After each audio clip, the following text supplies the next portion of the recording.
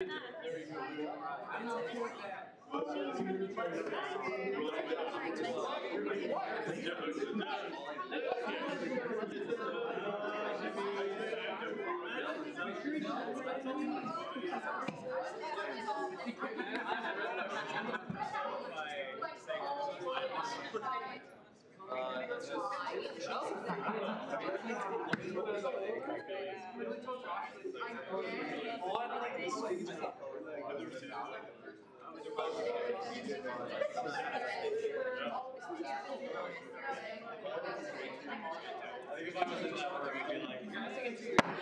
now call this meeting of the Kansas State University Student Governing Association Student Senate to order.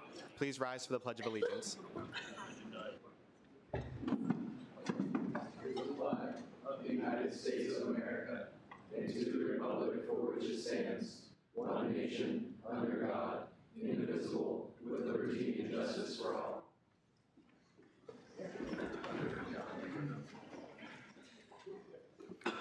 I want to begin our Student Senate meeting taking place on Thursday, October 27th, 2022, with a land acknowledgement. We recognize that Kansas State University, as the first land-grant institution, stands on the ancestral lands of the Kaw people. Our state of Kansas is home to 4 federally recognized Native nations: the Iowa, Kickapoo, Prairie Band Potawatomi, and Sac and Fox.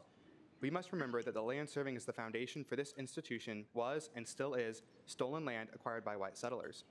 We pledge our commitment to creating decolonized spaces at the university while advocating for the support and future success of Indigenous faculty, staff, and students at K-State. And with that, Speaker Pro Tem Pineda Gomez will take it away with the first roll call. Thanks, Evan, and good evening, everyone. Anderson. Here. Bannister. Here. Barron. Here. Bellamy. Here. Blood. Broughton. Here. Brown. Here. Carey. Here. Compton. Here. Coy. Davidson. DePaz. Here. Dole. Grolmus. Heatherman. Here. Hoffman. Here. Hubnick. Here. Johnson. Colorikial. Kamen. Here. Kappelman. Here. Kirshen. Here. Kidd. Here. Kenzie. Present. Labidi. Here. Long. Here. Midal. Here. Morello. Here. Murphy. Here. Noretti. Navarro. Here. Oury. Pelton. Here. Phillips. Here. Pilchard. Here. Pondillo. Here. Rogers. Here. Sayat Carly. Here. Sayat Nick. Here. Salmon. Here. Spindler. Here. Talbert. Here. Timgen. Here. Thomas. Here. Fulgamore. Here. And Wolf. Here. Thanks, everyone. Awesome. Thanks, everybody. We have a first open period speaker tonight, so if everyone will shut their laptops and give a warm welcome to Corey Williamson. He's the Executive Director of our K-State Student Union.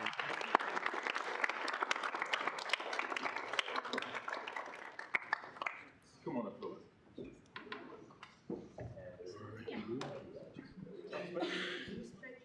All right. Well, hello, everyone. Thank you. As you stated earlier, I'm Corey Williamson, Executive Director of the K-State Student Union, and I'll have my friends introduce themselves as well. And I'm Jeff Clark. I work at the Student Union. I oversee the retail operations. And I'm Ben Counts. I'm the esports coordinator for K-State. So very good. So we wanted to just come in first and just express our appreciation for SGA for a variety of reasons. I mean, you know, you all are very much so supportive. Oh, thank you. I appreciate that. Very much so supportive of everything we do, and we hopefully in turn try to support the needs of SGA as well in a variety of ways. But we wanted to come and give a couple of updates on just some of the things that have been happening within the union, and share some of the exciting kind of future opportunities that are going to be coming as well. But one of the most exciting things, at least for me, has been our esports and our esports project that we've been moving forward on. And then also, we received some feedback from you all, I want to say last year, or at least some representatives from SGA in reference to options and opportunities in the evenings. And so we wanted to give you an update on that as well. And so with that, talking a little bit about esports, the mission for esports, since we were in the early phases, I don't know if those who have been here for the last couple of years, but this project really started 2 or 3 years ago with a survey that went out to the entire campus to get a sense of if there was some viability or interest in esports being at Kansas State University. And the overwhelming response was absolutely. We would love to have an esports program. And there's a lot of benefits to the esports program, not the least of which is the impact that we believe that it can and will have on enrollment. And so, and we're already seeing some of that yield, and I'll let Ben talk a little bit about that. But ultimately, our mission is to develop a comprehensive multi-tiered esports program that incorporates academic development, fosters a sense of community, and provides state-of-the-art facilities for current and prospective K-State students. And I think the one element of this that resonates with me, obviously the academic side of it, but the union is here to foster belonging and community well-being. And so that's where I felt like the union and esports was an amazing fit. So with that, those of you who are not aware, the union, in collaboration with Rec Services and Esports Club, worked together and put forward a proposal for SCTE funds, which resulted in about $176,000 in funding to support the purchase of the equipment necessary to get the program started. And so we have dedicated around 3,000 square feet within the bowling center to the esports program, which resulted in 24 computers that we currently have, 6 of which are dedicated to the esports competitive team, which they've been doing some really good things. And then 18 is open to the community. And so as you see there, the community has access to esports at about $4 per hour. Students are able to access the equipment at a reduced rate at $3 per hour. But then our esports club is able to utilize the equipment at no additional cost. And so between the computers and the consoles and Xbox stations, we feel like we have a really good start to the program. We hope to continue to expand and build on that. We've recently been in a study with the architectural team that is looking at what it would take to fully build out that space. We're looking at least kind of $1 million investment into that space. And so we're working with collaborators, including the foundation, to see how we can identify those funds. We'll be able to increase the number of units to about 42 units, improve the furniture and equipment within the space. And so where we are right now, we feel like is a starting point, but we hope to continue to see it grow. So I'm gonna ask Ben, who has come in as our esports coordinator, to talk a little bit about the progress that he's seen since he arrived in, was it June? Yep. All right, very good, here you go. Feels just like yesterday because time flies when you're having fun, am I right? To tell you a little bit about the esports program we're building here at K-State, I think it's really, really important to look around the state at what other people are building and how, maybe we're doing it a little bit differently. Other schools in the state, such as KU, WSU, they start this varsity esports program, and their main goal is to win. They think of it like an athletic program. You want to win the national championship, you want to get your name out there, and that is obviously a great recruiting tool. It's a great advertising tool. If I had my way, I would win more than I lose. So, not a poor approach by any means. But we're taking a lot more of a community-centered approach. In my opinion, if we're investing this much money, if we're having student government, help us out like this, we need to be engaging as many students as possible. So, kind of our 3 important ideas that we're trying to hit on is driving traffic into the union, creating a space that is very inviting to any student, engaging as many students on campus, whether it be our online campuses, Salina campus, we've been partnering with them, just get as many students involved as possible, and then trying to drive enrollment through recruiting and doing community works, working with Manhattan High School. We had a meeting with their IT department the other day talking about getting esports started in their school, and then also just incorporating those students into our program as early as we can. As far as competitions, events, stuff like that, we've had some pretty exciting stuff going on down in the basement. We had a show match with KU a couple weeks ago. We had about 50 students from the Wichita area come in, and high school students come in and watch. It was a ton of fun. We also have had community colleges here trying to do some recruiting for transfer students. We saw a kind of gap in the recruitment for esports. There's a ton of recruitment for esports coming out of high school, but not as much coming out of junior college. So we're trying to kind of build up our competitiveness that way through a bunch of talented transfer students. Yeah, that's about it. And then just real quick, I mean, some of the images that we're showing here are just images of the space being active. Some of these images are from competitions. Others are in relation to the high school students that we had come up. And so as you can see, has been a really vibrant space. One of the exciting components about this for me has been, I've been seeing students in our esports space that I typically would not have seen or have not seen in the union historically. So once again, I think we're reaching an audience that we have not had an opportunity to connect with in the past. So I'm gonna ask Jeff to talk a little bit more about our food service operations and some of the things we're doing in that space. Yeah, so I don't know how many of you have been down there to see the new space, but we've added the esports arena. We've also added a Hunt's Brothers Pizza down there. And how that come about was, as Corey alluded to earlier, we were tasked with finding some food options in the evening. And so we looked at different venues, different things we could do. Hunt Brothers just fit for what we're looking at, both as a business model and as pizza.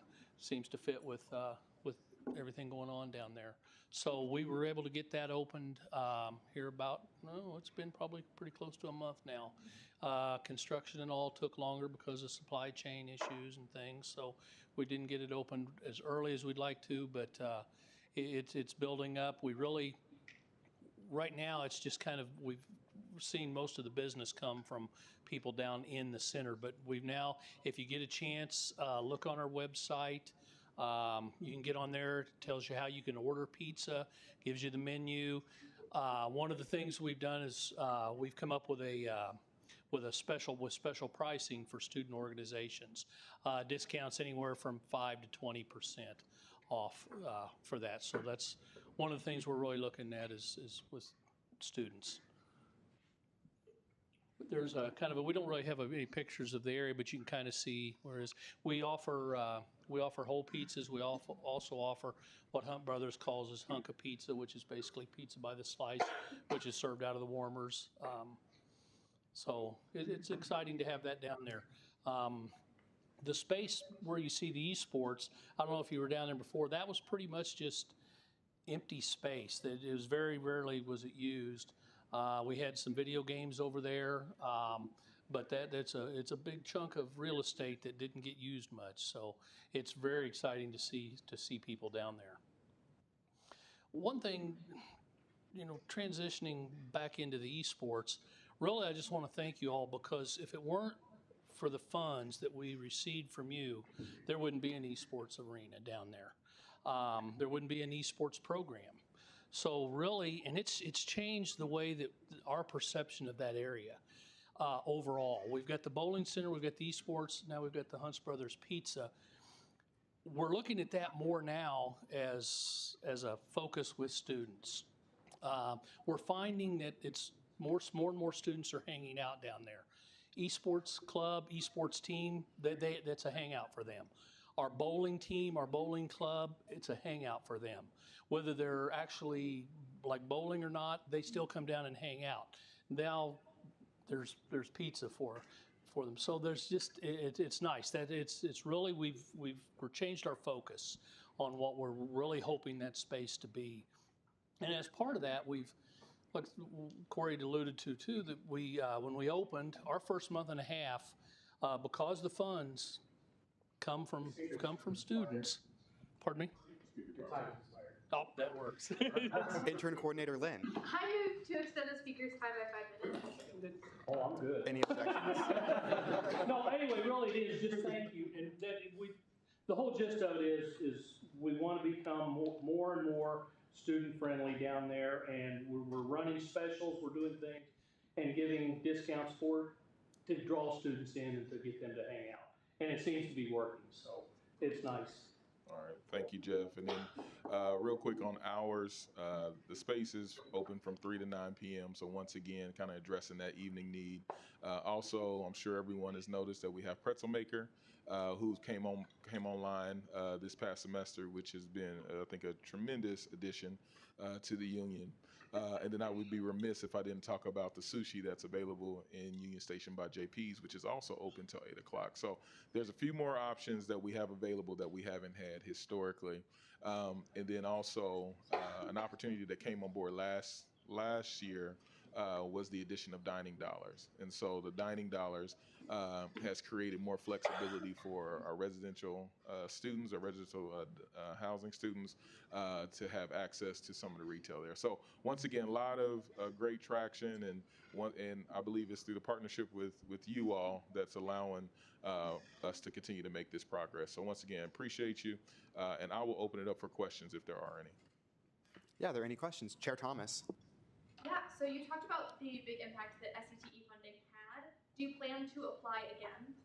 I do think that will be something we will definitely consider. I think we've just scratched the surface with the esports program, and I think there's plenty of opportunity to grow. So I anticipate that we will continue to look at that. I believe that process takes place in the spring, and so is it? Oh, give me a little bit more detail on that there. Yep, go ahead. Go ahead, Katie. The application is due on the last day of this semester, and then presentations and funding will happen next semester. Okay, so the review process happens in the spring. Applications due this semester. So, absolutely, as we continue to evaluate the needs of the program, we'll likely be back to request additional funding. Thank you. Yeah, Chair Long. On a fairly similar note, is there currently a maintenance and equipment repair budget for esports, or is that plan to be coming out of SCTE as well? So the maintenance and repair budget, ideally, we would be able to generate that funding through our pay-for-play model. Like I said, the $4 an hour or the $3 an hour. Ideally, that'll be able to help cover the cost of our student employees as well as address the reoccurring maintenance needs in that space. And we're also looking for funding from the foundation in the way of donorships to expand, because we're very happy with that space, but there's a lot more that we want to do with it. Senator Paz. Yeah, so what is the utilization rate on an average day? Just how many computers are being utilized a day? Yeah, so it very much depends on the day. Days when we have club activities, it's pretty much standing room only. We have a software that tracks all of it. So I would say on average we have on off days, we'll have about 15 people, meaning off days, meaning days we don't have club activities. There'll be about 15 people coming through. And then days where we do have club activities, it'll be upwards of 30 on the typical days. So Wednesdays is one of our weekly club things, and so is Fridays. It gets upwards of 30 people. Caucus Leader Kidd. Yeah, so I have two questions. I'll just ask my first one now. Is there capacity for a company to sponsor part of the esports program, such as Activision or other companies related to gaming? And with that, have we looked at what our peer institutions are doing with their esports and sponsorships to help offset some of those costs? Yeah, so as far as our peer institutions within the state, we have Wichita State, we have KU, which are big competitors, obviously. Their esports space, as far as size, is not anywhere near as big as ours. And then as far as equipment, I think we have the most computers. Pretty much all of them have about the same amount of consoles. They keep that number pretty low. But ours is on par, especially with KU. And then Wichita State has a couple more aesthetic type things, but as far as components and things we actually have in there that students can use, we're pretty far ahead of the pack right now. Then as it relates to sponsorships and those types of activities, we have been able to meet with the foundation on a couple of occasions and their trustees, and they have been socializing our esports program and the needs of our esports program. So we have had some conversations with corporate sponsors, and we've had some pretty low-level sponsorships, but we'll continue to try and grow that over time. Caucus Leader Kidd, follow up. Cool, another question. So for relating esports to more of the academic side, have there been conversations with faculty regarding like transforming that for, example, making like allowing students to like enroll in a class in which they could go to esports, or relating it to computer science or computer technology, anything along that academic side? Yeah, so we're actually in the process right now of creating a residential and a non-residential CAT community. So we're really, really excited about that. And then beyond that, we're actually in kind of early talks with creating a business of esports class with the business college. So we're really, really excited about that. And Doug Walker has been a great, just asset for us. Yeah, and so I think that CAT community is going to be a great introduction into the academic space, but I think there's a lot of opportunity to grow there. But that CAT community is going to be able to serve around 44 students. So I think that's going to, I'm really excited about that collaboration with Housing and Dining, collaborating with our academic partners. And then, of course, Ben is going to be leading that CAT community effort. So thank you, Ben. Yep. Yeah, Caucus Leader Bellamy. In the last month since you transitioned to the paid model, about how much money have you guys earned in the way? Truthfully, I'm not sure that I have that data on me at this time. We actually, like I said, we just transitioned to the pay for play within the last, like you said, month or so. But I do not have those numbers, but I'll get those to you. Great, All thank right, you. very good. Any further questions? Senator Hubenig. We know that esports is generally a tough community for women to get into because the gaming community can be, at least for me in my experiences, can be kind of toxic in certain situations. And looking at the slides, a lot of the images were of male-presenting individuals, unless they were women-presenting individuals playing games like Mario Kart. So for sense of community building, what are you doing for women to make sure they have a sense of community? Yeah, that's a great question. As you said, esports can be a really rough community for a lot of different demographics. So we're trying to expand kind of our portfolio of games to games that have communities that are more attractive to different demographics. We can get into the whys, the socioeconomics of it, but for example, it tends that more minorities play console games as opposed to high-end PC games. So we've been working with our Salina campus, and we've been working with our online campus to incorporate more console games so we can try to build more of a robust community. One example is Splatoon. We had a couple young women come to us and be like, hey, we want to start a Splatoon team. And we're like, that is awesome, let's do it. And so we actually started a Splatoon team in our esports club, and about half the team is female, so that's great. And we're trying to really just expand beyond the traditional, these are esports games, these are what people compete in. We're trying to push the boundaries of what that means. Thank you. Any further questions? Okay, seeing none, thank you all so much. All right, thank you all.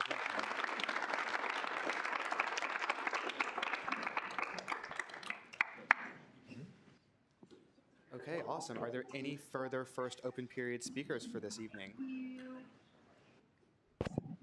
Give a director's report, Ethan. Yeah. Okay, seeing none, we'll go ahead and move on to approval of the minutes. The minutes were distributed on Tuesday along with the agenda and legislation tracking information. Are there any questions or corrections for the minutes? Okay, seeing none, is there a motion to approve the minutes? Caucus Leader Compton. I move to approve the minutes. Second. It's been moved and seconded to approve the minutes. Are there any objections? Seeing none, the minutes will stand approved. And with that, we'll go ahead and move into our announcements for the evening. So first up, the Landon Lecture is back. So for those of you that don't know, the Landon Lecture is an extremely prestigious lecture series that the university puts on. We've had pretty much every single former past president since the series started, so it's a really cool opportunity for you to get to hear from some pretty globally influential people. The Landon Lecture this year is happening next Thursday, November 3rd at 10:30 a.m. in Forum Hall. The executive director of the World Food Program, David Beasley, is going to be delivering the Landon Lecture this year, and the doors open at 10 o'clock. For those of you that have not been in Forum Hall, it's a pretty small space. It's going to fill up early, so if you want to get a seat, I recommend getting there at or before 10 o'clock. And also ignore the second announcement. There was a scheduling snafu. Salinas SGA will not be here this week. Third, which is actually second, that's the proxy form. So if you need to be absent from Student Senate for any reason, go ahead and fill out the proxy form. And if you need the Zoom link for Student Senate, you can fill out the Zoom request form there. And if you want to give props to someone in Senate, you can fill out the Senate shoutouts form. And the member of the week this week is Tatiana Rogers. Tatiana has been doing a lot of great work as a member of the Student Services Fee Committee and has been really involved in each of the reviews they've been doing this year. So thank you for your hard work and stewardship of our student dollars, Tatiana.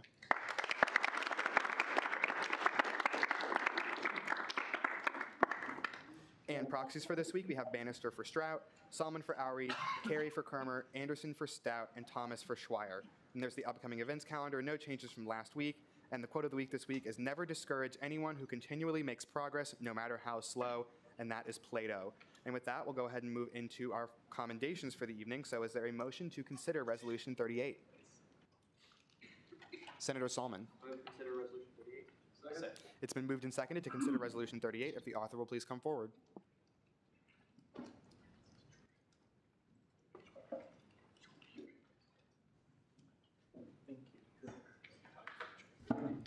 Okay, so this is Resolution 22, 23, 38, Accommodation to the Indigenous Faculty and Staff Alliance. Authors, me, sponsors DEI Committee. I do want to say thank you so much to everyone in Senate Operations. I know it was a little rough, and I was told of that by Evan. So thank you guys for editing that. Really appreciate it.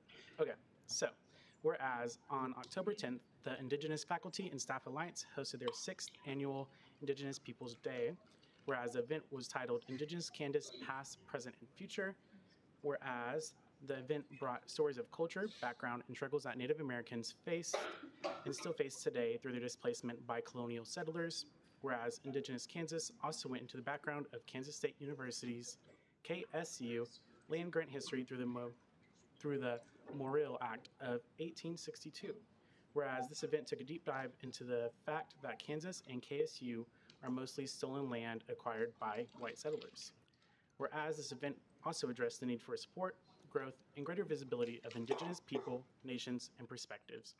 And whereas through the work of Indigenous Faculty and Staff Alliance at KSU, it has helped the promotion of decolonized spaces at the university and increase the presence, promotion, and support of Indigenous faculty, staff, and students at K-State.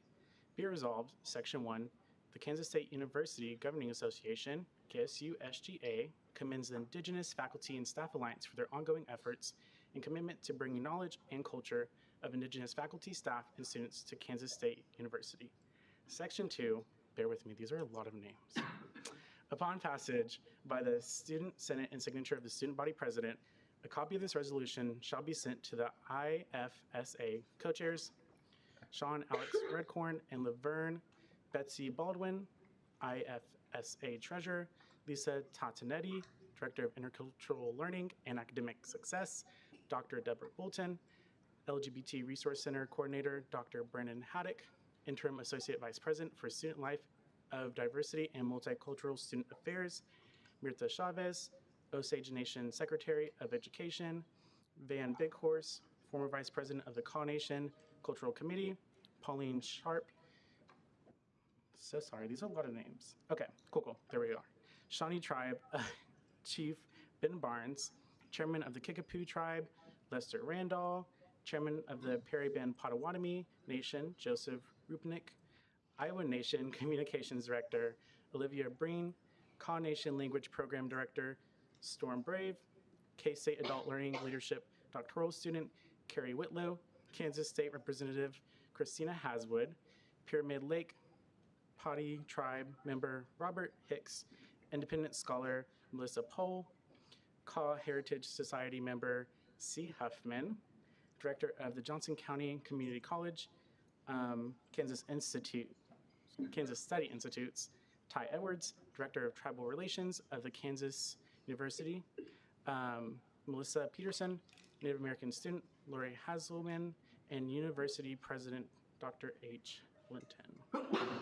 Bless you. Awesome. Thanks, Joseph. Are there any questions or corrections for the author?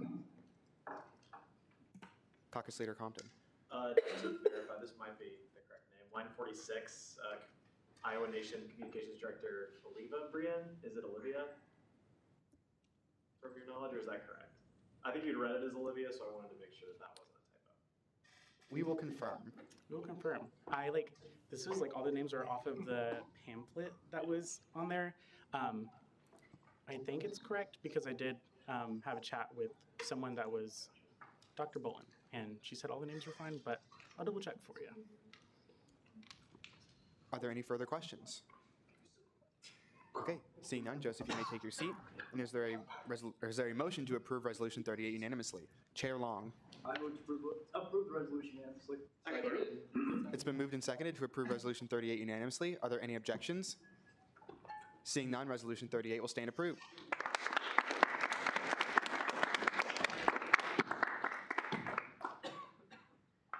Okay, and with that, we'll go ahead and move into our committee reports for the evening. Are there any committee chairs that would like to give a report tonight?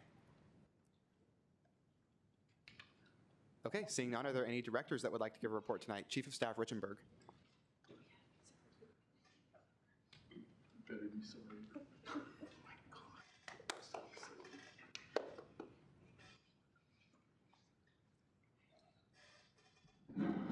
All right, guys, you gotta stop laughing because I'm gonna get my reports laughing. I know, but I can't help it. It needs oil.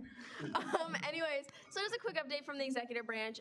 So kind of what we have been talking about, we went to Salina last Thursday, which was super, not last Thursday, literally yesterday. We went yesterday. And Salina was it was really cool. We got to learn a lot about their technology, their program. They have their own they have their own EOF fund, which I thought was really interesting. We didn't know about that. They do have their own EOF fund, which is really cool.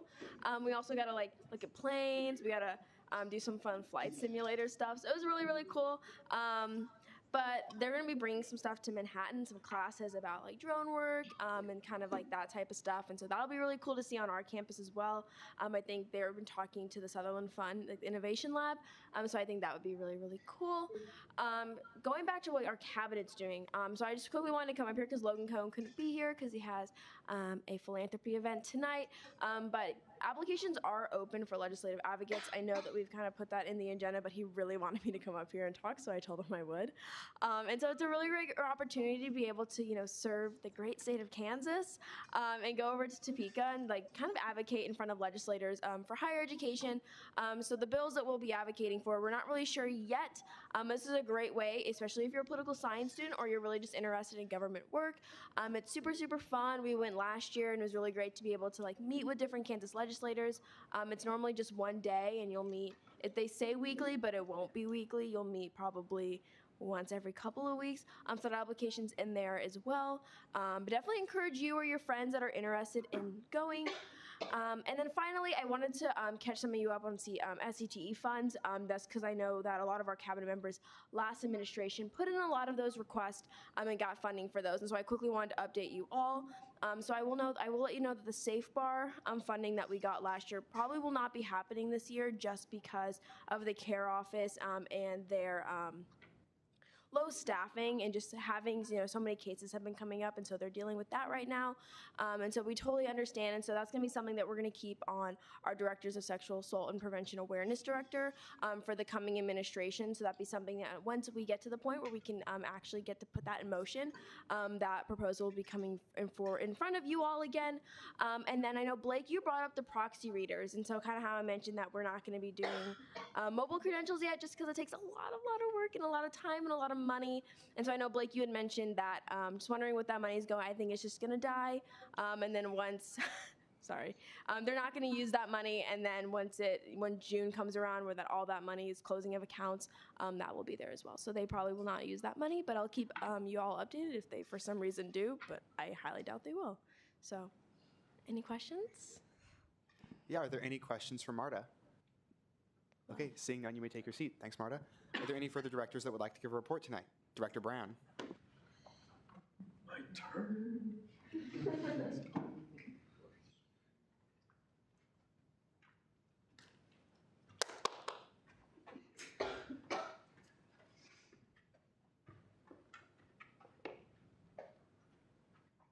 Ethan! Hello. If I haven't hyped this up enough, I'm so excited to give this report tonight. As you remember, I had the ADABUS of the Flint Hills come in a few weeks ago now to talk about what they serve, or how they serve the campus, and just kind of future outlooks and what they proposed. After that meeting, I talked with Chief of Staff Richenberg, and we decided that it would probably be best to do a student advisory board of some sorts. So I reached out to ADABUS. They're very inclined to do that. So basically what it will look like is myself as well as Nick Saya. Nick, wave to the people. That's him. So we will be running point on creating this board, and essentially we have established what ADABUS wants based on the presentation they gave, but we will further assess what our restrictions are and what we can advise from a student lens, and then come back to them and say, this is what's feasible. And so what I'm speaking to you today to see if you would be interested or know people who would be interested in serving on this board. It's very rudimentary right now. There's no times. We will build it around your schedules. I know I've been pretty busy this week. I'm assuming Nick's always busy because he's Nick flippin' Saya. So yeah, just reach out to myself or Nick. We have some people in mind who we're going to reach out to, but if you don't hear from us first, reach out to us. And we'd love to get this off the ground by the end of the semester, probably. Any questions? Are there any questions for Director Brown? Seeing none, thanks, Ethan. You can take your seat. Dr. Brown is my father. I said Director Brown. I know you said director, but it sounded like doctor to me. All right. Thanks, Ethan. Are there any further directors that would like to give a report tonight? Okay, seeing none, why do I not know what's next? We'll go ahead and move into approval of the allocations for the evening. So first up, we have Bill 222342, which is the fiscal year 2023 student allocation to the National Society of Black Engineers. They requested $800 and they were recommended $800. We have Bill 222343, geez, sorry. The 2020, oh my gosh, I can't read numbers tonight. The fiscal year 2023 student allocation to the Panhellenic Council. They requested $1,000 and they were recommended $900. And then we have Bill 222344, the fiscal year 2023 student allocation to the Physics Graduate Student Council. They requested $500 and they were recommended $500. All three of these bills were referred favorably from the Student Allocations Committee, 7 to 0 to 1. Is there a motion to approve the allocations? Chair Pondello. I have a question. Go ahead. What is the one for? Could Jacob explain the one? That individual. Which one? What? The extension. Yeah, may I? Oh, yeah, go ahead. That is a new at-large member who is not present for presentation. Cool. So for those of you that didn't hear the question or didn't hear the answer, Joseph asked why there was a 1 on the 7 to 0 to 1. There was just one member of the committee that abstained because they hadn't gotten to see the presentations and they didn't feel comfortable voting. Is there a motion to approve the allocations? Chair Pondillo. I move to approve the allocations. Seconded. It's been moved and seconded to approve the allocations. Are there any objections? Seeing none, the allocations will stand approved. And with that, we'll go ahead and move into final action for the evening. First up, we have Bill 222345. If the author will please come forward. Bill 45 was referred favorably from the Diversity, Equity, and Inclusion Committee, 7 to 0 to 0.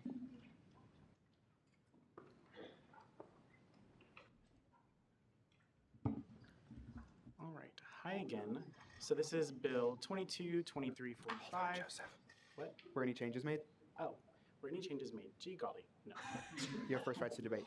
Thank you. Oh, I don't have to read it again? Cute, love that.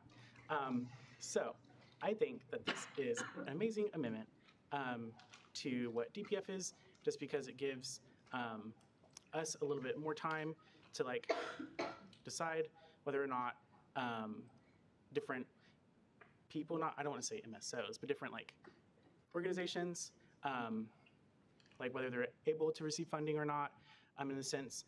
And to keep it non-biased, I do have myself, the advisor, and the SG accountants.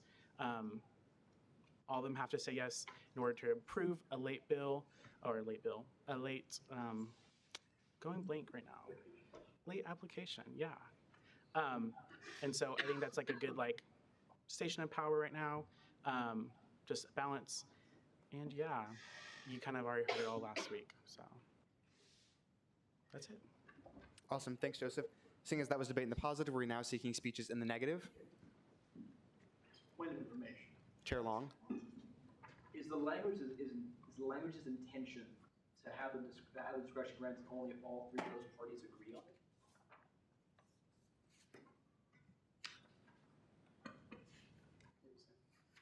Is the intention of the amendment the discretion is only granted if all three of those parties agree on it? Yeah, so we all three have to would agree. And like in the sense of Amy, she's there because she's the accountant, and that's the money stuff. Right, got it. But yeah, if you say yes, she says no, it doesn't happen. It doesn't We're still seeking speeches in the negative. Are there any further speeches in the positive? And is there any further debate at all? Okay, seeing none, we'll move into a roll call vote on Bill 45. All right. Anderson. Yeah. Bannister. Yes. Barron. Yes. Bellamy. Yes. Blood. Broughton. Yes. Brown. Yes. Carey. Yes. Compton. Coy. Yes. Davidson. DePaz. Yes. Dole. Grolmus. Heatherman. Yes. Hoffman. Yeah. Hubnik. Yes. Colorikiel. Kamen. Yes. Kappelman. Yes. Kirshen. Yes. Kidd. Yes. Kermer. Yes by proxy. Kenzie. Yes. Labidi. Yes. Long. Yes. Midal. Yes. Morello. Yes. Murphy. Yes. Noretti. Navarro. Yes. Oury. Yes by proxy. Pelton. Yes. Phillips. Yes. Pilchard. Yes. Pondillo. Yes. Rogers. Yes. Saya. Carly. Yes. Saya. Nick. Yes. Solomon. Yes. Shear. Yes. Schreier. Yes by proxy. Spindler. Yes. Stout. Yes by proxy. Strout. Yes by proxy. Taubert. Yes. Thomas. Yes. Timgen. Yes. Fulgamore. Yes. And Wolf. Yes. Bill 45 will pass on a vote of 44 to 0 to 0. Awesome. Thanks, everybody. Seeing as that was final action on Bill 45, we'll go ahead and move into final action on Bill 46. If the author will please come forward.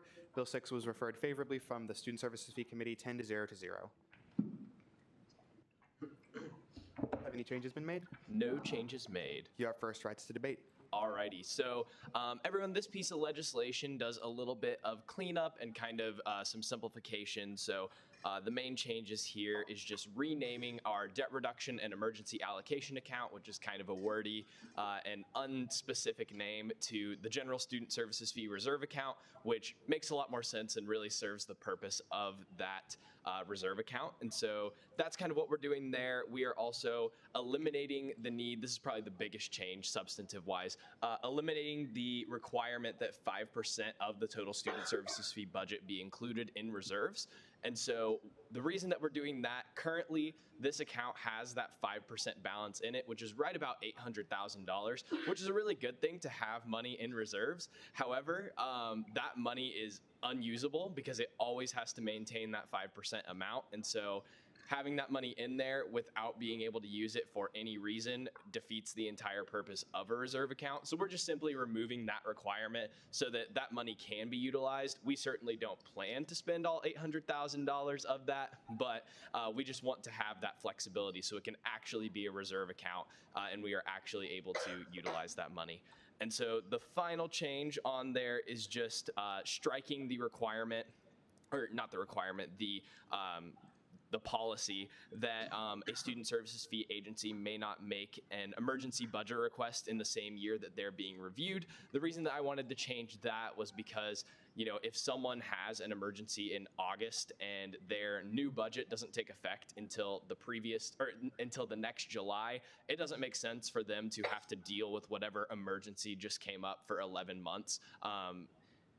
Entities' budgets don't take effect until the next fiscal year, so it makes sense to me that they still be allowed to request an emergency budget allocation in that same year. So these things all make pretty good sense in my mind. The Student Services Fee Committee agreed unanimously with these, so I would strongly encourage a yes vote. Awesome. Thanks, Blake. Seeing as that was debate in the positive, we're now seeking speeches in the negative. Point of information. Oh my gosh, Caucus Leader Navarro. Do you know why there was a 5% base level to begin with?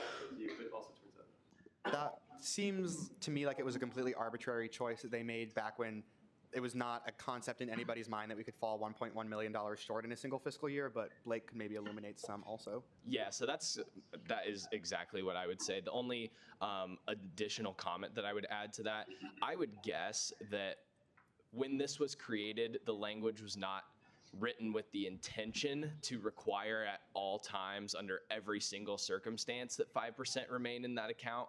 I think that the intent of it, and do I know this to be fact? No, but I think what makes sense in my mind is that the intention is in years where you aren't facing multi-million-dollar budget deficits, you should have just a general safety net. But in years where you do have those multi-million-dollar deficits, you should be able to utilize that as a reserve. So that's my guess there.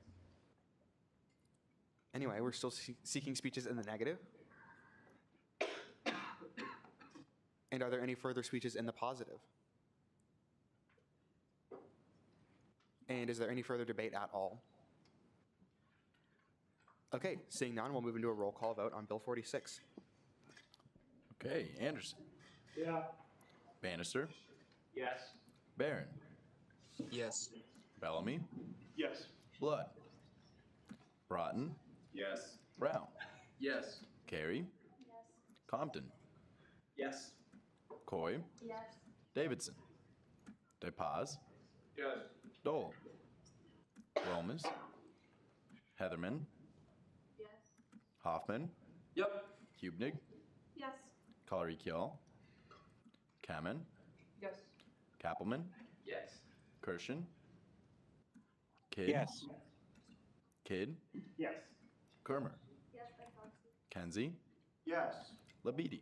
Yes. Long. Yes. McFarland. Middahl. Yes. Morello. Yes.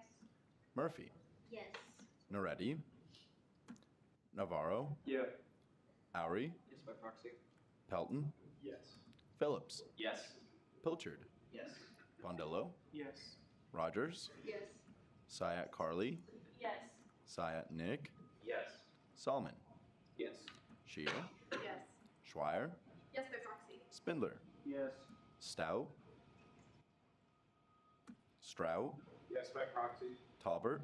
Yes. Thomas. Yes. Timon. Yes. Bulgamore. Yes. And Wolf. Yes. All right, Bill 46 will pass on a vote of 43 to 0 to 0.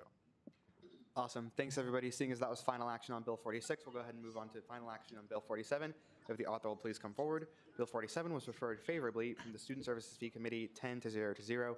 Were any changes made? No changes made. You have first rights to debate. Alrighty, so there are a few things to unpack here. So first of all, the reason that you're seeing decreases this year from the student services fee at the level that you are is due to our budget situation. Like I mentioned near the beginning of the year, our goal as a committee is to cut $275,000 this year from the student services fee. And the end goal with that is by next year to be budget neutral so that we will not have a deficit this year or next year, which is really awesome. The first time that would be the case, assuming or as long as projections are correct, in over 5 years. So we're really looking forward to that. But that's the big reason why you're seeing some decreases there. And so CSI presented on a 10, 20, and 30% decrease just to kind of spread out what some of those impacts would look like. And the committee ultimately ended up with 18%, mostly due to some staffing.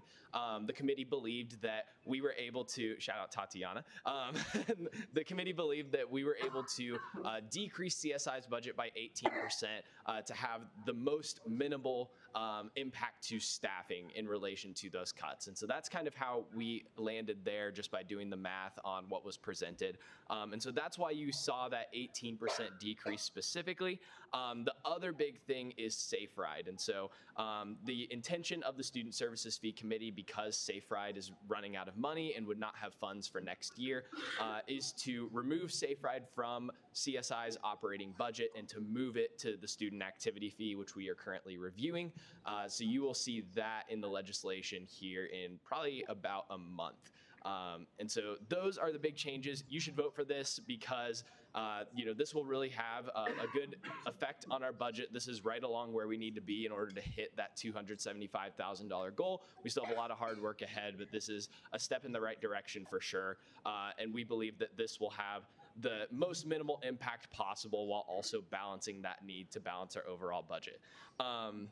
Just a couple more things I wanted to touch on. And so Week of Welcome, there was formerly a requirement to spend $10,000 each year on Week of Welcome. We wanted to remove that just because we didn't know the level of corporate sponsorships or any other sponsorships that would happen, as well as we do know that we are decreasing a budget. And so with that, decreases have to come from somewhere. And we didn't want to tie CSI's hands, especially with an upcoming student org policy review, to be able to give them a little bit of flexibility. And we also added a clause stating that if that workload increases like crazy because of the student org policy review, that we reserve the right to review them again next year or whatever point in time. So yeah, please vote yes. Thanks, Blake. Seeing as that was debate in the positive, we are now seeking speeches in the negative. Are there any further speeches in the positive? And are there any further speeches at all? Okay, seeing none, we'll move into a roll call vote on Bill 47. Anderson. Yeah. Bannister. Yes. Barron. Yes. Bellamy. Yes. Blood. Broughton. Yes. Brown. Yes. Carey. Yes.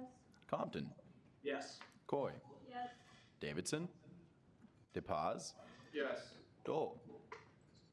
Gromas. Heatherman. Yes. Hoffman. Yep. Kubnig. Yes. Kalarikial. Kamen. Yes. Kappelman. Yes. Kirshen. Yes. Kidd. Yes. Kermer. Yes, Vice Proxy. Kenzie. Yes. Labidi. Yes. Long. Yes. Middahl. Yes. Morello. Yes. Murphy. Yes. Noretti. Navarro. Yes.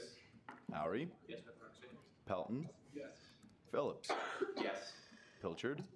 Yes. Pondillo. Yes. Rogers. Yes. Syat Carly. Yes. Syat Nick. Yes. Salmon. Yes. Shear. Yes. Schweier. Yes, by proxy. Spindler. Yes. Stout. Strout. Yes, by proxy. Talbert. Yes. Thomas. Yes. Timon. Yes. Fulgamore. Yes. And Wolf. Yes. Bill 47 will pass on a vote of 44 to 0 to 0. Awesome. Thanks, everybody. Seeing as that was our last final action item, we'll go ahead and move into introduction of allocations. Is there a motion to consider the allocations? Chair Long. I move to the allocations. Seconded. It's been moved and seconded to consider the allocations. So first up, we have Bill 53. This is the fiscal year 2023 student allocation to Bridges International. They requested 1,000 and were recommended 1,000. Next up is Bill 54, the fiscal year 2023 student allocation to the Structural Engineers Association of Kansas and Missouri Kansas State University Student Chapter. They requested 1,000 and they were recommended 1,000. And with that, we'll go ahead and move into introduction of legislation for the evening. Is there a motion to consider Bill 55? Senator Solomon. Move to consider Bill 55. Second. It's been moved and seconded to consider Bill 55. If the author will please come forward.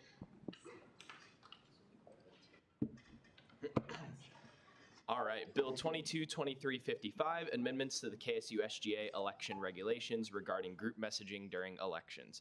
Authors Blake Phillips, sponsors Evan Porter and Parker Volgamore. Whereas the Kansas State University Student Governing Association should continue to review its elections regulations, whereas currently the rules regarding group messaging during campaigns are confusing and are questioned every year by campaigns, whereas group messaging platforms are an effective way to campaign, whereas student groups should be able to determine on their own what type of solicitation should occur in their group chats, and whereas changing group messaging rules allows for more campaigning and clear elections regulations. Be it enacted that Section 1, Chapter 1, Section 0104 of the KSU SGA statute shall be amended to read as follows, and that just strikes most of that D section, and so it would now just read, messages containing campaign language shall not be sent to a Kansas State University listserv. Section 2, this legislation shall take effect upon passage by the Student Senate and signature of the student body president. Awesome. Thanks, Blake. Are there any questions or corrections for the author? Senator Hubenig. Yeah, I just have questions. So contextually, was group messaging just like, oh, you can't just go into a group me that belongs to like physics students and go campaign? So, excellent question. It really depends on the type of group me as of now, and there isn't a great way to determine with a hard line what is, so in that strike section, what is a group messaging, so group me would fall under that, of academic or advising nature. There's an argument that anything related to K-State could be that, but also if you're just, you know, like the esports club, for example, for today. I personally don't have a problem with people sending campaign language in that. Yeah, I hope that answers your question. It's a really hard line, and every year the elections committee gets questions about it. There's always some sort of violation reported that doesn't end up being a violation, and it's a mess, to put it lightly. Senator Brown. So my main question is, like, are you just wanting to strike that entirely rather than maybe add more specific language that could better determine in the future, like, what a good and poor use of group messaging would be? So in my opinion on this, less is more. And the reason I say that, my freshman year, there were problems with group messaging, so we added additional regulations onto that. So we had that opportunity for, you know, if you want to call it increased regulation, or trying to specify further what qualified as a group message, what campaign language could be sent there. Since then, that has not accomplished its goal. It's still extremely confusing and extremely, at least in my opinion, unnecessary. And so I want to make this change just so it's super clear. As long as you aren't sending it to, like, for example, Evan can't send out on our email group, you know, vote for Parker, because that's a K-State listserv. But if it's a group me, cool. There were a lot of questions last year around, like, the computer science Discord specifically, which is an official, unofficial, or computer science messaging service, whether that was a group message. So I'm just trying to make it super clear by having less regulation, and just group messages are fair game. I hope that answered your question. Any further questions? Senator Brown. Just wanting to get some more clarification. So, like, basically this would just relieve the campaign committee from having to deal with anything to do with, like, group me or mass messaging at all, and you, as any given senator or anyone running for any given Senate position, would be able to go into any group chat, so long as it's not a literal, like, K-State email listserv, and mass send all of your campaign information? Yeah, so there are other regulations that talk specifically about mass mailing, whether it be physical or electronic mail. This one specifically is just revolving around group chats, and so yeah, that's my intention, to allow, like, have the committee not handle those type of things. In my opinion, if a group of students are in a group together on GroupMe, whatever, Snapchat, whatever it may be, I don't think it's a bad thing to promote SGA, especially during our election season. I think the worst case scenario is that we get more or attraction or awareness on campus. You'll see a lot more campaign language, and hopefully that will increase voter turnout. Are there any further questions? Okay, seeing none, thanks Blake, you can take your seat. And with that, we will go ahead and move into our second open period for the evening. So are there any second open period speakers tonight? Speaker Pro Tem Pineda Gomez.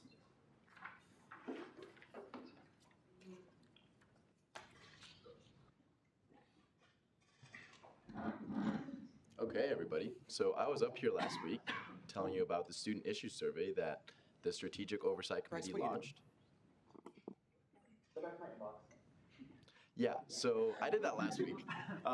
And so far, so good. We went and solicited Senator Brady. I'm sorry, Brady. I'm absolutely blanking on your last name right now. But Brady and I went soliciting. We've gotten a lot of responses so far. But what I would like everyone to do right now is to get your phone out. And once this screen gets closed, maybe. Wait. Yes. Okay. If everyone could scan that QR code, that would be amazing. Yeah. So just like pull it up, save the URL or whatever, send it to your friends, send it in all those maybe Scholar, maybe not Scholar group chats that you're in. That would be great. But that is my tidbit. Also, I guess one more thing that I wanted to add. So we had the directors of the union, come and speak tonight about the esports facility. That was something that kind of came, at least in my mind, and I don't mean to demean it by any means, that kind of came and went last semester. And so I think it's important to note that a lot of the work that we do every Thursday may seem like it doesn't hold a whole lot of weight. Like maybe that hour and a half that you're here might not have been the best use of that hour and a half. But really, the work that we're doing here has awesome impacts around campus on faculty and students alike. So keep up the good work, everybody. Awesome. Thanks, Juan. Guess there's no questions. Are there any further second open period speakers for this evening? Caucus Leader Bellamy.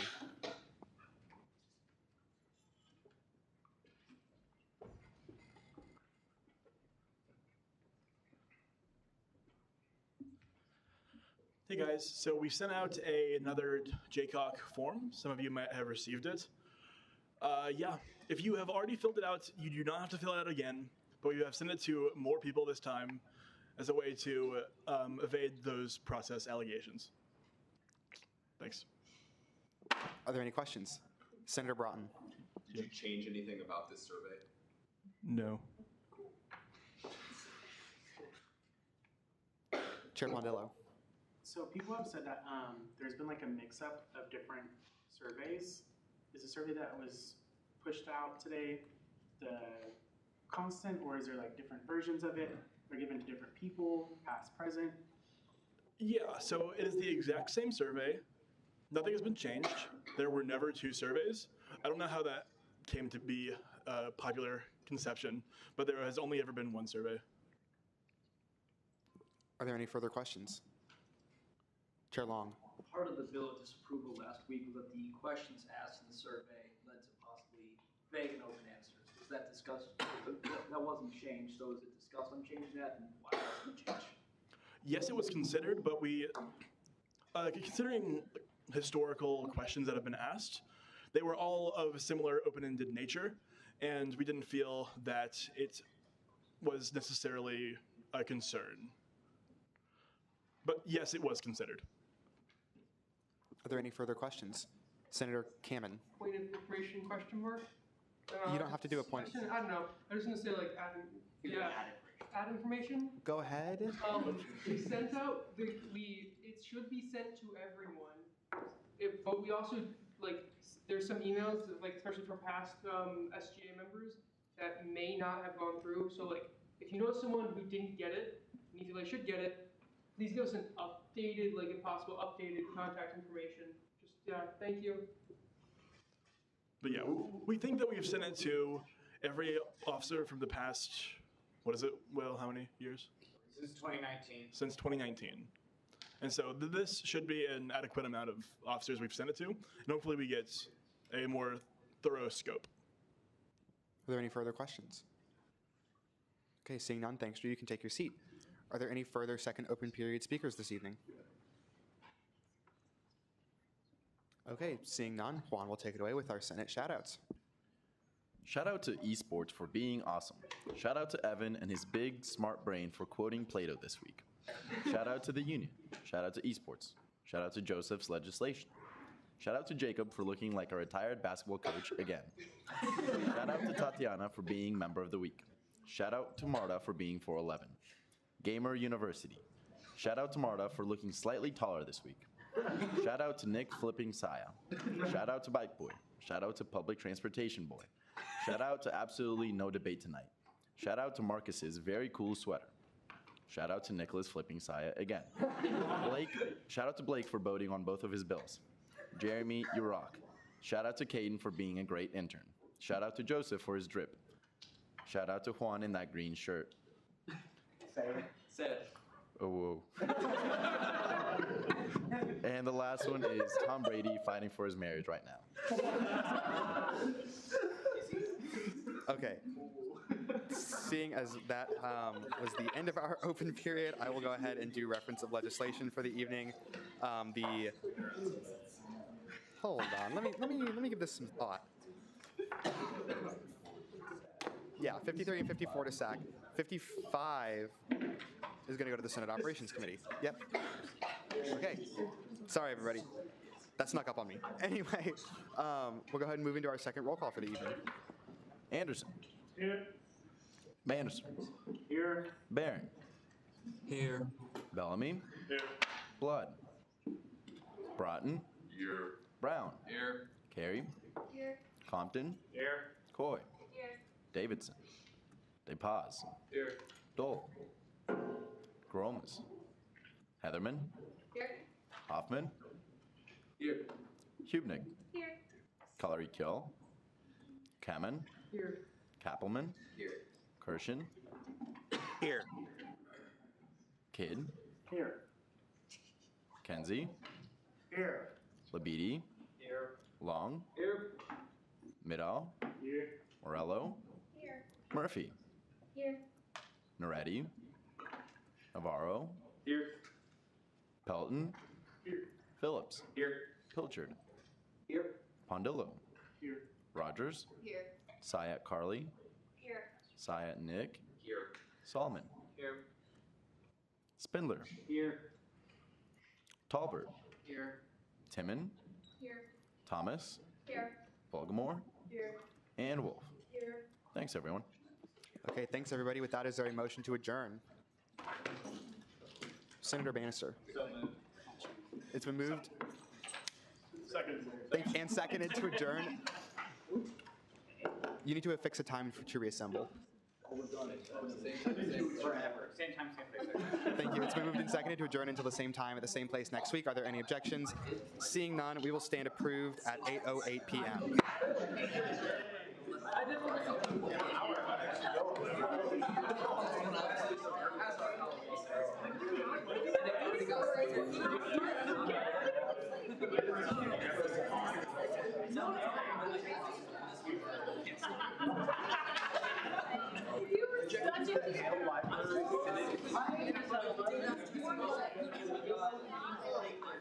Yeah, I wonder.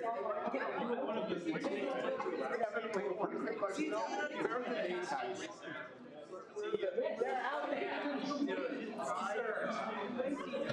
It's like